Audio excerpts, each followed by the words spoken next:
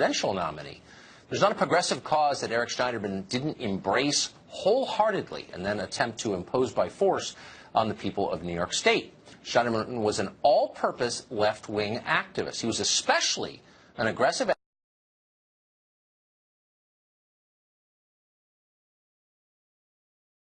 advocate for the Me Too movement. Watch. The challenges facing these survivors are part of a larger system of discrimination and really a manifestation of a culture of male supremacy. In recent months, we've begun a long overdue reckoning with our culture of violence and silence. We must reimagine a world where predators are exposed and held to account, and survivors are supported and empowered at every level. It really was a culture of male supremacy, said Eric Schneiderman, and liberals nodded in their bovine way. They loved all of this passionately, without reservation. They couldn't get enough of Eric Schneiderman. Just 6 months ago, Samantha Bee, who was a TV show, compared Schneiderman to a superhero. Watch this. It's a bird. It's a plane. I'm Eric Schneiderman, and I'm the Attorney General of the state of New York. Are you going to lead us out of the darkness? The state attorneys general are going to be the first line of defense. Eric's Justice League has challenged Trump over the first travel ban, pesticides, student loans, the second travel ban, smog, methane, Obamacare subsidies, DACA, the third travel ban, trans rights, clean power plan, and birth control access. Whew. We're going to save ourselves together. You're going to save us. We're going to do it, but that requires a lot of people other than state attorneys general getting engaged. Please be my hero. Well, tonight, Samantha Bee's hero is disgraced and unemployed. Reporting by Ronan Farrow, released last night, suggested in private Schneiderman was exactly the kind of predator he claimed to be hunting. 4 different women accused Eric Schneiderman of hitting, slapping, and choking them. 2 said they later sought medical treatment for what he did. Some allege that Schneiderman made death threats against them. One says he threatened to have her followed or her phone tapped. One former girlfriend, who is Sri Lankan, told reporters that Schneiderman, quote, started calling me his brown slave and demanding that I repeat that I was his property. Schneiderman's many friends on the left didn't stick around long once the New Yorker piece came out last night. After pausing to make certain that Schneiderman's career was really dead, former allies have come out to denounce him and say how horrified and shocked they are by the allegations. They can't believe it. Please. As with Harvey Weinstein, a lot of people knew Schneiderman was not at all what he pretended to be. There are plenty of signs of that, some public, and some people said so out loud, including Donald Trump in a famous tweet 5 years ago.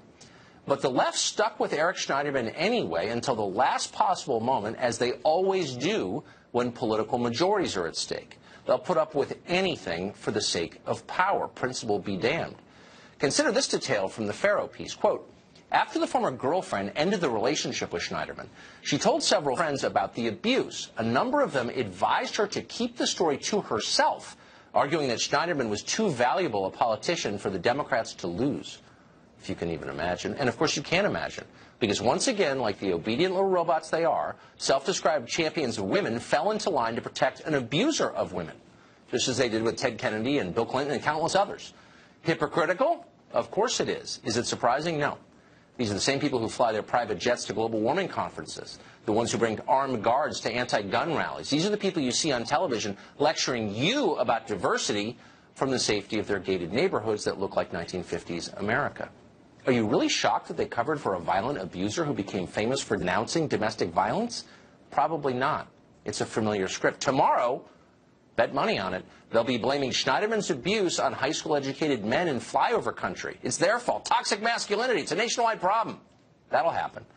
But before it does, let's be sure to get to the bottom of this particular story. Who knew about what Eric Schneiderman was doing, about what kind of man he was? Did New York Governor Andrew Cuomo know? How about New York Mayor Bill de Blasio? Or how about Senator and self-proclaimed Me Too leader Kirsten Gillibrand? All of them supported Schneiderman for years, just as they supported Bill Clinton and Teddy Kennedy and Harvey Weinstein. They've gotten a pass for all of that.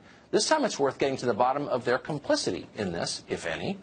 Tammy Bruce is a radio show host in New York City. She's thought a lot about this, and she joins us now. Hey there. Hey, Tammy. So how long before Eric Schneiderman's alleged abuses become the abuse of all men? This is really a macro problem. Shouldn't we pause before we shift responsibility to everyone and ask who knew about this specific guy? Yes, I mean, look, this is still, it's sinking in. It is so horrific. It's one thing to be arguing about sexual harassment and treating women badly or unequally in the workplace. That's bad enough. Yeah. These are stories of physical violence, of domestic violence, which has not been dealt with a great deal when it comes to the Me Too movement, and a man who was law enforcement, I mean, the Attorney General of the state. Right. And it's an extraordinary dynamic, and we know that these issues transcend politics and parties, but what's fascinating here is that these are men, whether it's Harvey Weinstein or Bill Clinton or the Kennedys or now this man, who wrapped themselves in the cloak of the Me Too movement, of feminism, who said that they were the champions for women, and ended up being the man that they were warning everyone about. And the problem is, as you mentioned in the Ronan story, is that for women on the left, liberal women, have been told and effectively conditioned that you've got to effectively give up yourself in a way in order to be able to help the movement or help the liberal narrative, that ironically these women were told by their friends or even decided themselves in one case that they would put up with this because he was too important, that the argument that we want to fight to protect women, that we are going to protect a man who is violent toward them. There's got to be, this is one thing to expose them, but liberal women have to ask themselves, what other lies have we been told? What other things have we been told how to behave, or what we should sacrifice ourselves for? And here's the other revelation here, Tucker. Schneiderman expected, in some ways, we believe, to be part of Hillary Clinton's administration. Weinstein, in some reports, of course, was her best friend and very close to her. The thing that has made all of this possible to come out, besides Ronan Farrow's great reporting and other individuals as well, like Jane Meyer in this report, is the fact that Hillary Clinton lost. If she had won, all of these people would have been still protected, and they would have still been victimizing women in many industries, but certainly this upper crust of the liberal framework with men, and the women that have protected them would have continued to victimize women. And now we're at a point where it's about, really, I contend, in this framework, this largeness of it, is that it's about the liberal ideology, that the right has been so demonized that you've got to protect everyone in your realm, because it's the right and conservatives who are supposed to be the deadly ones. No, I think that's it's your own victimizers there on the left. No enemies on the left. I've seen this all my life. But yeah. And you're absolutely right to say that there are creepy people on both sides. That's for sure. But there's one strain of this behavior that really is particular to the left, and that's the overweening hypocrisy. We're all hypocrites, I get it. But the idea that the guy who's telling you you can't have a wood stove because of its carbon emissions is flying in a private jet, or the person who says you can't have a gun has an armed bodyguard, or the Me Too activist is beating up women, normal people wouldn't be that hypocritical without hating them. Like, normal people couldn't do that. They'd be like, you know what, I'm going to pick another issue. I know I'm beating up women, so I'm not going to be like the Me Too spokesman. But liberals do that again and again. Why? What's that about? I would contend that they don't believe in the issues. Any more than Barack Obama cared about your health care or getting rid of nuclear weapons or ISIS. These are mechanisms for their own power. They use them. And on the left, you get protected because you've already convinced everyone else that you're not the enemy. So I don't believe it's hypocrisy, because to be a hypocrite, I suppose you have to kind of sort of believe in the issue and then do the opposite. They don't really believe in it. And this is our problem, and that's the liberal problem now, is that has this just been a game? Does no one believe in the issues? And for the women that have believed in it, let this at least hopefully maybe be a crack. You want a broken glass ceiling?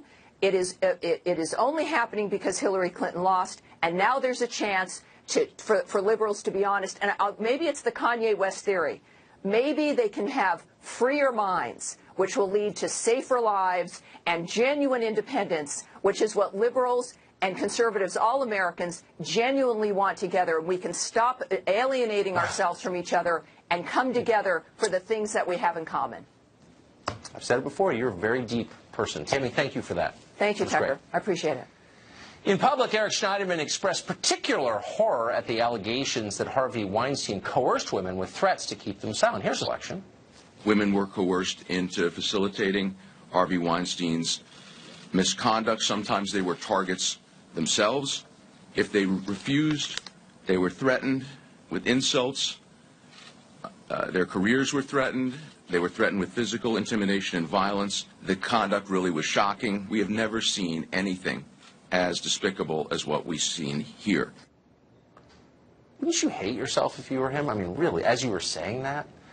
Now, of course, we have allegations that Schneiderman did exactly the same thing, and other members of the New York political establishment may have covered for him. New York Governor Andrew Cuomo says that Schneiderman's fall shows that nobody is above the law. Right.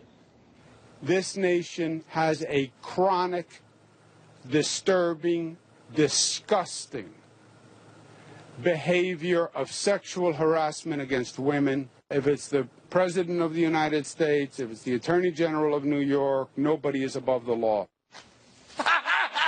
Did you get that? It's not my close political ally and friend Eric Schneiderman has a problem with abusing women, for which he resigned yesterday. It's America has the problem. You are the problem, not Eric Schneiderman. That guy shot up a school, but the fact that you have a shotgun in your closet is the real problem. We're all at fault here. Right. Okay. Joining us now. Sorry, I lost control. One of our favorite people, associate editor at the Washington Times, Larry O'Connor, joins us on set. So that is a tell right there. That they're going to leverage the Eric Schneiderman story, not to give rest of us like reason to examine what they're actually doing. Yeah. But to turn it around on the rest of us. For Andrew Cuomo to actually see this as an opportunity to attack Donald Trump is beyond despicable and politically crass. And you're right, we can't even go 24 hours to maybe examine this exact charge before we then make it about our culture and men in general and all of these things. I think to riff off of something Tammy was saying, and you're right, it was so deep and smart, I feel like the progressive left thinks they have a get-out-of-jail-free card when it comes to treatment of women. As long as they support the right of women to abort unborn children, everything else, all bets are off. You can do whatever you want. And frankly, you know, over the last several decades, they've learned that lesson properly because the women's organizations, National Organization of Women, NARAL, Planned Parenthood, they've practiced that, what they preach, frankly. Ted Kennedy killed a woman, an adult woman in her 20s called Mary Jo Kopechne in 1969, and upon his death, he was celebrated as a feminist hero. That's right. So you're absolutely right. It's all about that. But what I just find amazing is that we never stop to ask the obvious questions when it's someone on the left. It's like, how did this happen? Did no one know that this guy was a creep? I've gotten 5 calls today from people, not with hard evidence, but saying, yeah, I mean, this was kind of widely known. There's something really wrong with Eric Schneiderman. Do you really think Cuomo didn't know? I can't imagine. He's a close political ally. They share offices in Albany, right, in the Capitol building. And he's been a huge supporter of his. You're right. He was on his route to be the next governor, if not a candidate for president of the United States. And we saw this after Harvey Weinstein. Remember, in Hollywood, suddenly it was an open secret. Oh, well, we all knew about it. We all knew about it as if, that's okay? As if we can just move on. But comparing it to Harvey Weinstein for a moment, you know, the other thing that's very disturbing about this is that these victims were afraid that Schneiderman would use the power of his office against them, to tap their phones, to imagine Harvey Weinstein with the power of the state behind him, with the power of police investigation to go after an innocent human being, someone that is being victimized by Harvey Weinstein. That's terrifying. And I'm old enough to remember when the left actually pretended as though they were afraid of the surveillance state, that they actually didn't want the government to have that kind of because power. They didn't have power then, and they actually did a nice job brushing back the surveillance state, but now, of course, they endorse it. Larry, that was great. Thanks, Great to see you. Thank you. We want to go now to the look. We have results to report in tonight's primary election, and Martha McCallum is here with the details. Hey, Martha. Hello there, Tucker. We do have a couple of races that we can report tonight. Fox News can now project 2 winners in Ohio this evening. Tonight, Republican Mike DeWine will face off now, we know, against Democrat Richard Cordray in the race to succeed term-limited Governor Kasich. Now, DeWine, who has a long history in Ohio, he's a former U.S. Senator. He's been the AG twice, also been a congressman. Longer back than that, he has now defeated the lieutenant governor to John Kasich, Mary Taylor, who distanced herself somewhat from Governor Kasich during the course of this primary. Everybody's, you know, trying to sort of align themselves as an outsider candidate in most of these races. But Mike DeWine, who has a very solid reputation in the state, will be the one to take on Cordray. Now, on the Democratic side, Cordray, the state's former attorney general, has beaten former Congressman Dennis Kucinich, well known to Fox viewers and people across the nation. He was once the youngest ever mayor of Cleveland, long history in Congress. He has lost his race tonight to Richard Cordray, who was the head of the Consumer Protection Finance Bureau and very closely aligned with Elizabeth Warren. So he will take on Mike DeWine against Richard Cordray in the Ohio governor's race. We can also project that Mike Braun, who came into this race as the outsider businessman, sort of a bit of the Trump aura around his candidacy to some extent, he has won the Senate primary in Indiana. So he's going to face off against the man who is considered perhaps the most vulnerable Democrat senator in the country in Indiana, where President Trump won handily. Now Mike Braun will go up against Joe Donnelly in that spot. He defeats two sitting congressmen, Luke Messer and Todd Rokita. And the dynamic between the two of them was kind of similar to what we've seen in West Virginia, where you have two current politicians sort of duking it out. Very nasty race against each other. Mike Braun emerges as the winner there. We're still waiting on some more indications on how things are going in West Virginia, Tucker, and as soon as we get some information about the Blankenship race against Evan Jenkins and Patrick Morrissey, which has just been fascinating to watch, we're going to get some numbers there. We'll bring them to you as soon as we do. Martha McCallum, thank you for that. Headline, Dennis Kucinich. Fox News alert. Secretary of State Mike Pompeo has arrived in North Korea for summit talks. Amazingly, one of his goals is to possibly secure the release of Americans held captive by that rogue hermit regime. We'll follow the story, obviously, where it leads and bring the latest. President Trump has repudiated the Iran deal today. Will that help prevent war or bring us closer to it? Analysis next.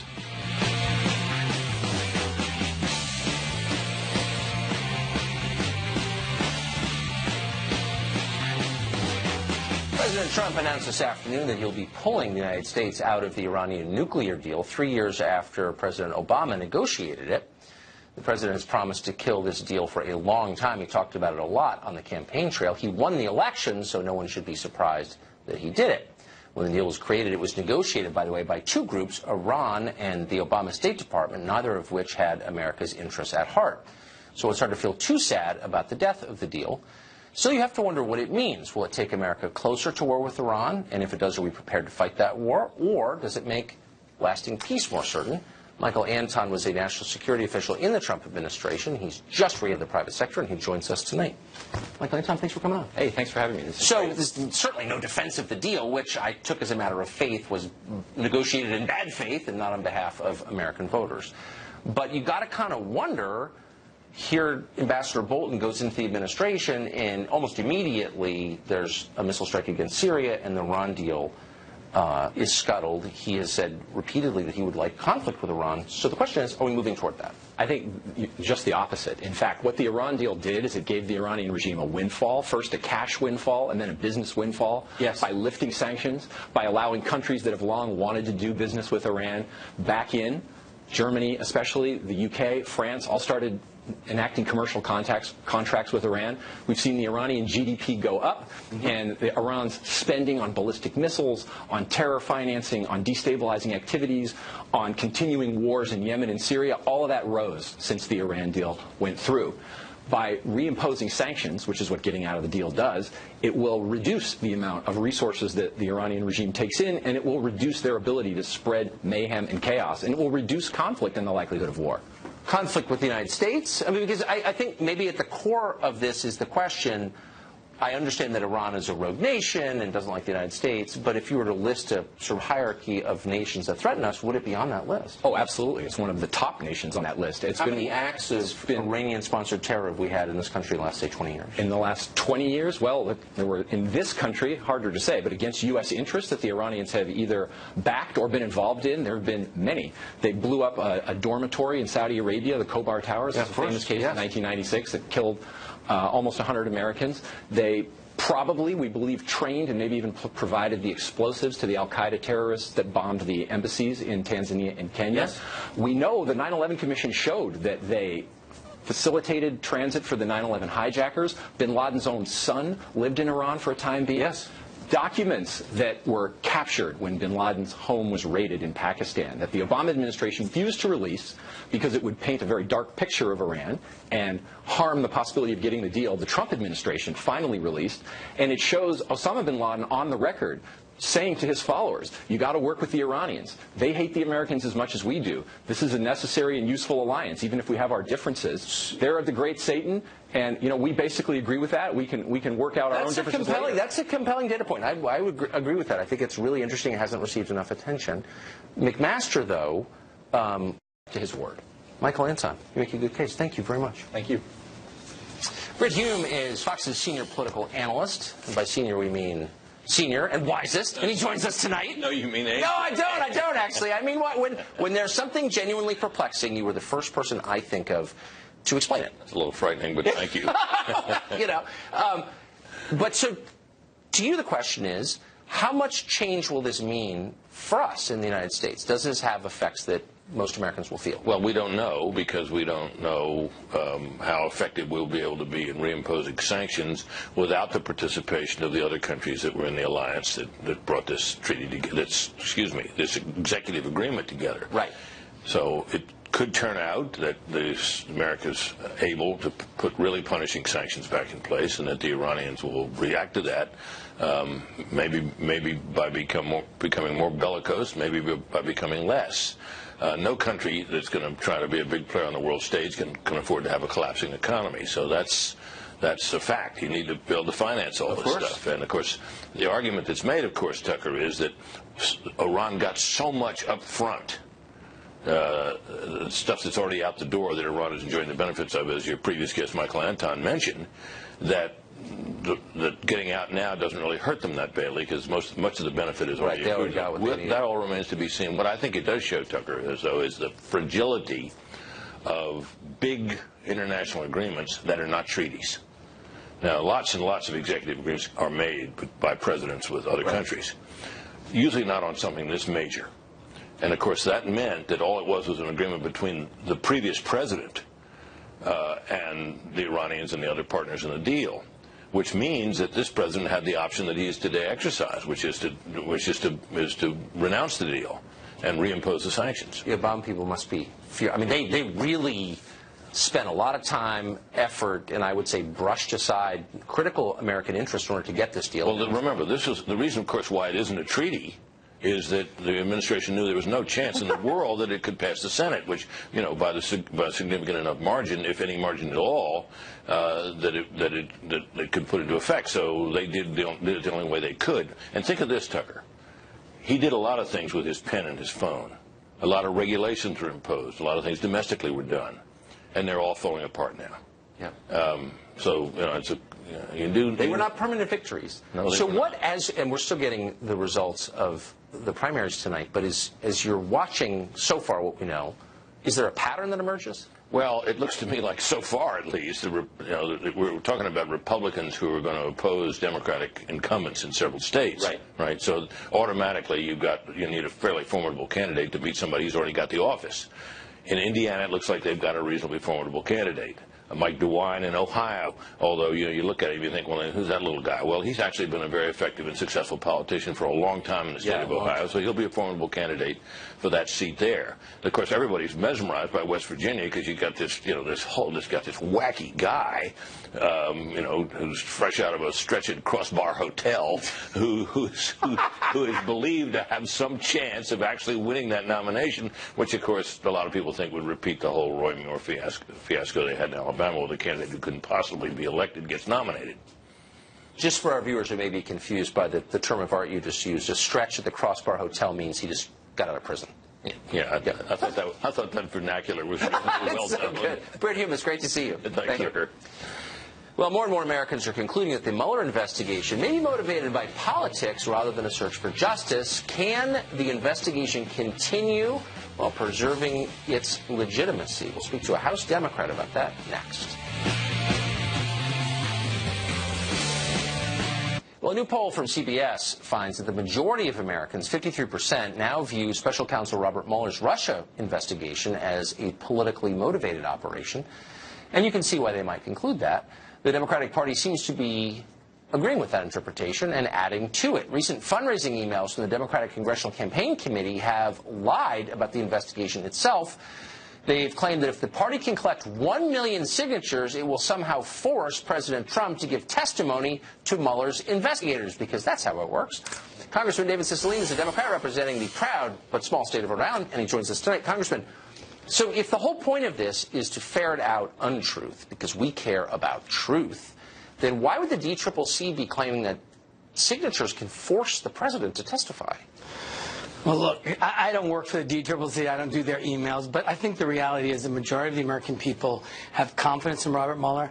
They want the investigation to be completed.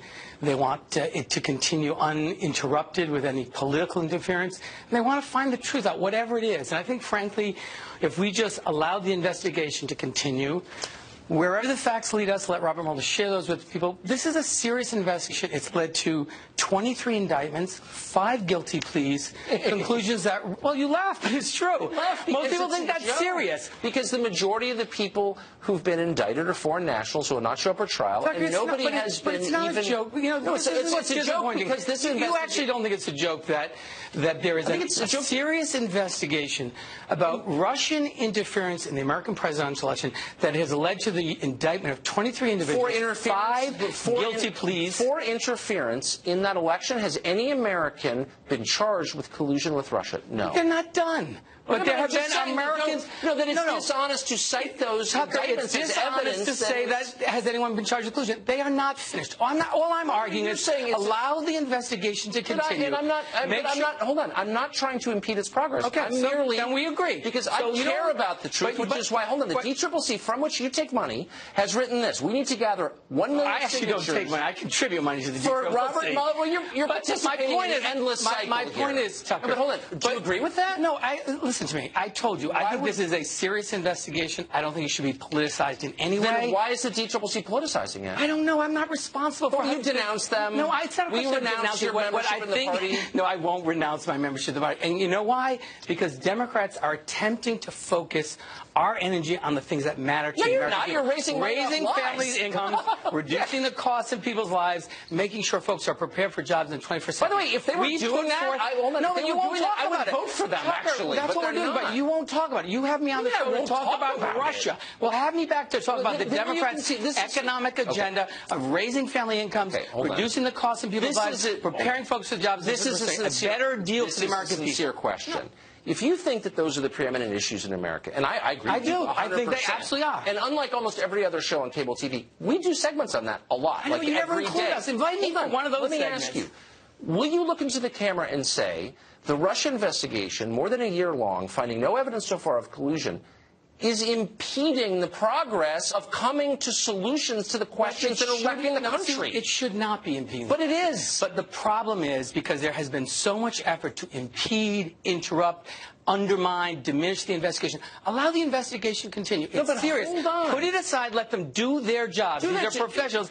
And focus on the issues that matter to the American people. Hold on. When you watch Adam Schiff from California say on television that the Trump campaign colluded with a hostile foreign power, do you think that puts the focus back on economic issues where it belongs? Listen to me. Like, what the hell? When asked questions about the investigation, obviously people, I'm answering your questions. What I'm saying is Democrats are focused like a laser on economic issues, on dealing and addressing the economic anxiety. You know what my constituents care about? Who's going to create good-paying jobs? Who's going to raise incomes for my family? Who's going to make sure that I have the skills necessary for the jobs in the 21st century? This is literally Orwellian. No, it's not. Because your leaders of your party talk. No, here's the problem, Tucker. Republicans benefit from talking about the Russia investigation because they have no accomplishments to talk about. Look, I actually think, on the one hand, you're sort of right that it does help Republicans, but this is being driven 100% by the left, and to say otherwise is dishonest. It's not true. That this investigation is not driven by the left. Here's what I'll challenge you. They demanded Why don't you have me, counsel. Hakeem Jeffries, and Sherry Bustos, the 3 co-chairs of the Democratic Policy and Communications Committee, to come on here and talk about the economic agenda that we put forth, a very bold agenda. Talk about our infrastructure plan, our plan to reduce the cost of prescription drugs. Talk about those. I must say, part of you must feel shame for saying things that you know are not true. No, they are true. The Democratic Party has driven this Russia investigation from day one. What do you mean it's not true? I live here. We want the investigation to be completed. We want the independent counsel to have the resources. You're the one who talks about it all the time. I'm happy to talk about the economic agenda of Democrats. I'm not even annoyed. I'm just amused by how ludicrous this is. But You couldn't be more wrong, Tucker. Democrats are we're out of time. focused on the issues that face the American people. We're not talking about Russia at all. We're just imagining it. No, you're talking about it. It must be me. Did you invite me on to talk about Russia? No. I mean, I just imagined collusion where there was none. Let me apologize to you, America, for making up this false issue. Let the investigation be completed and find the facts wherever they are. Yeah, wherever they are. All right, Congressman, thank you so much. I appreciate it.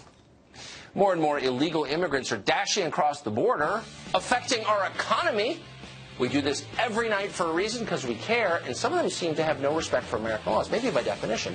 A member of the Border Patrol will describe the state of play tonight, and it's going to be an interesting segment. We'll be right back.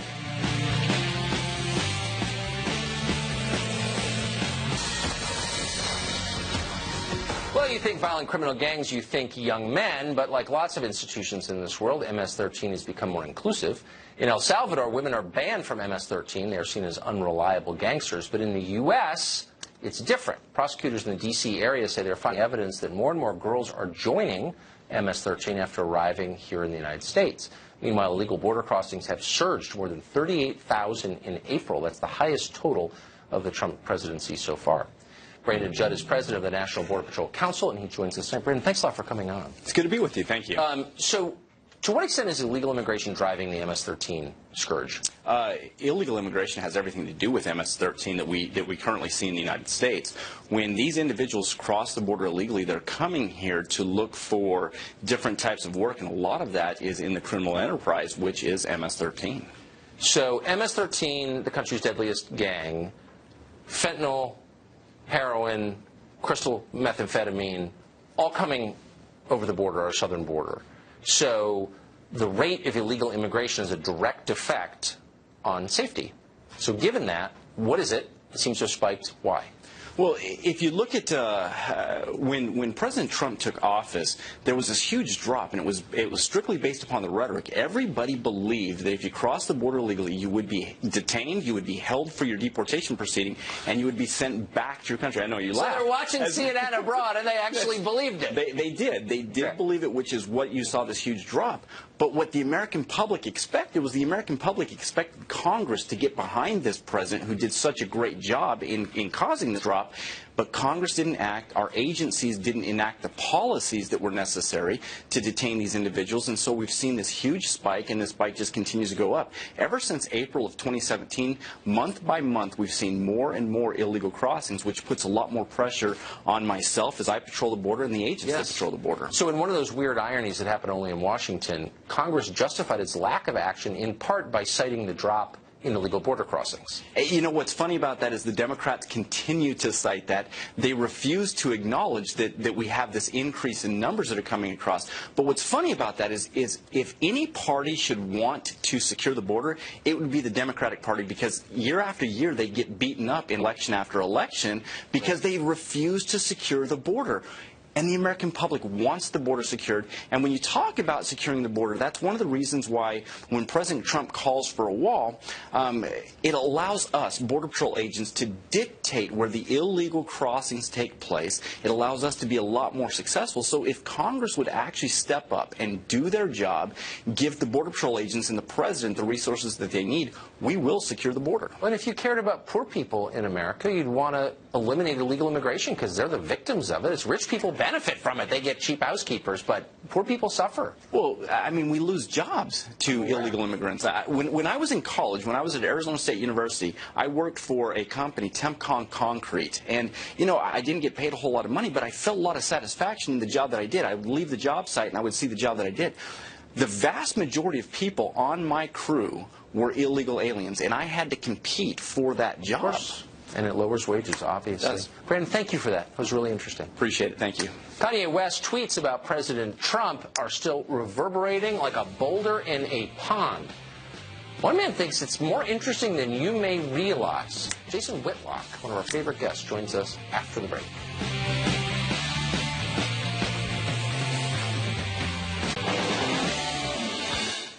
Rapper Kanye West has proven himself the equal of really anyone on the planet at dominating public discourse with just a few hundred characters on Twitter. 2 weeks ago, he tweeted this, quote, "You don't have to agree with Trump, but the mob can't make me not love him. We are both dragon energy. He is my brother. I love everyone. I don't agree with everything anyone does. That's what makes us individuals, and we have the right to independent thought." Well, that was a bomb that went off, and he's been under attack ever since. What does it mean? Take 3 steps back. The Kanye interlude. Can we learn something from it? Jason Whitlock has been watching carefully. He's an anchor at FS1. In a recent op-ed, he called Kanye's statement, quote, "one of the best tweets of all time." He joins us tonight to explain what he means. Jason, what do you mean by that? Why is it one of the best tweets of all time? Well, I think what Kanye is trying to do is open Black America's mind to the fact that perhaps we've chosen a bad strategy by swallowing all of the Democratic Party and liberalism whole.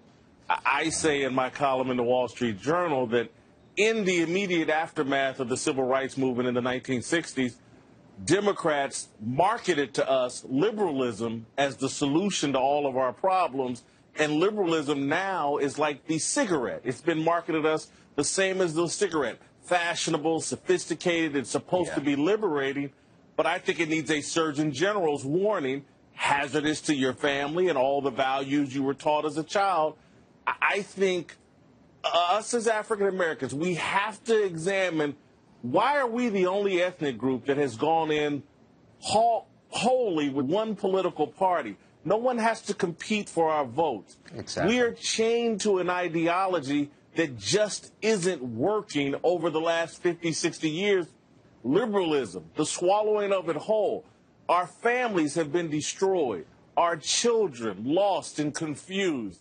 Our black men incarcerated and emasculated, and we've moved away from the traditional values that have always defined us. I think we've made a mistake. Well, the thing about politics is if you give your vote away for free, you don't get anything in return. And so maybe the hysterical reaction to the Kanye West tweet is the reaction of a party that knows that once people figure that out, like, it's got a major problem on its hands. So you need to tamp down any independent thought immediately, or else it can get out of control. And it's being tamped down as viciously as anything I've ever seen.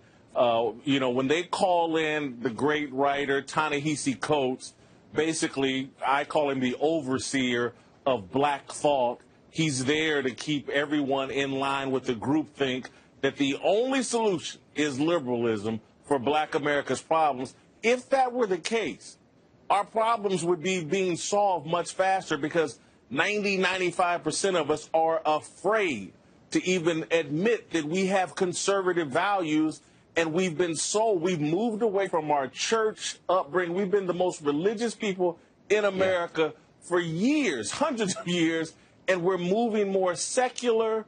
We're moving away from the church. Our religion now is liberalism, and the Democratic Party is our church, and it's just not working for us. So if Kanye West, who's like not just one of those popular black Americans, but one of those popular Americans just across the board, if he doesn't stand a chance of just raising this question, because it's a totally valid question, then who does?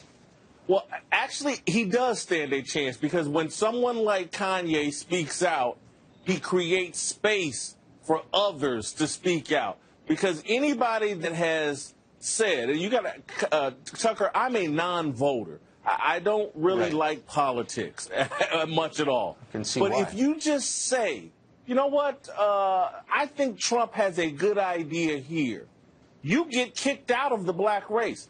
Kanye's saying, I don't agree with everything Trump believes in.